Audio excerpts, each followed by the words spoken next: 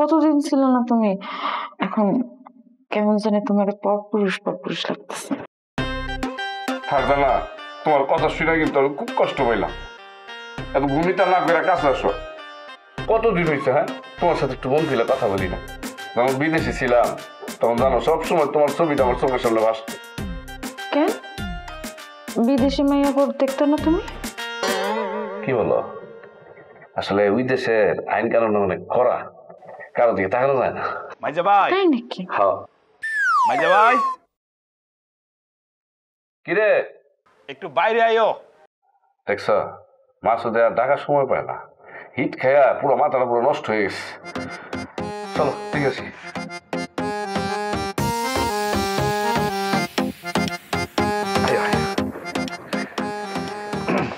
এই আমার মাইজা ভাই, সালাম করো।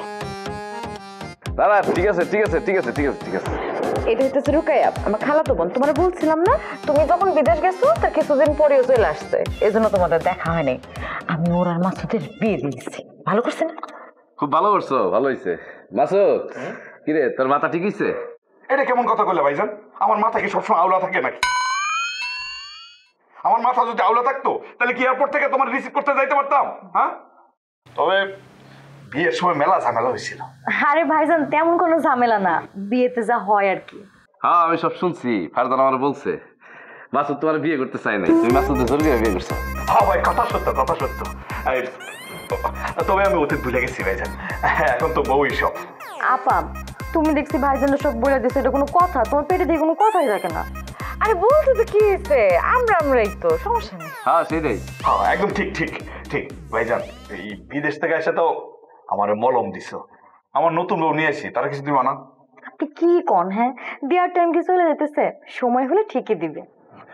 আরে আমার ভাই না, তার কাছে আবার টাইম কিসের? হ্যাঁ বড় ভাই, তুমি যে মলম দিছো আমি খুব খুশি হয়েছি। আরে হ্যাঁ সেটাই, একটু তারা আসতেছি। রুকাইয়া সে মনে হয় দামি কিছু আনতে পারে নাই, বুঝোস তো ইনকাম নাই, কি আনবো? তুই কিছু মনে করিস না, যা দেয় তাতেই খুশি হইস। আপা আমি কি কিছু চাইছি? উনি বললো পরিচয় করাই দিবে, তারপর তো তুমি সবকিছু দেখলা। এই যে তোর বউয়ের জন্য এটা আনছি।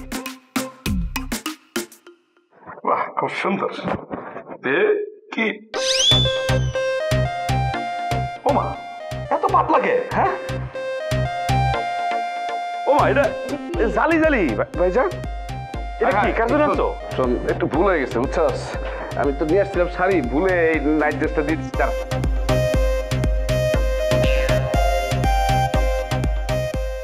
এই ভাবি এই পোশাকটা দিয়ে কি করে, মানে কি করবো? তুমি কিছু বুঝো না? না এই যে রোকেয়া তোমার জন্য এইটা আনছি। হ্যাঁ এইবার ঠিক আছে, একদম ঠিক আছে শাড়ি কাপড়। তো ভাইজান আগের বার যেটা দিচ্ছ এটা কিনে কিন্তু টাকা লস করছো। এই চলো ভাইজান, তোমরা গল্প করো। ভাইজান আসে। চলো। পাইছো কিন্তু। হ্যাঁ কারে কি দো হুশ থাকে না, দেখে দিবে না? তাড়াহুড়া করে কিনছি তো বুঝছো, আর তুমি তো জানো আমার কোনো কিছু মনে থাকে না। দাঁড়াও আসতেছি।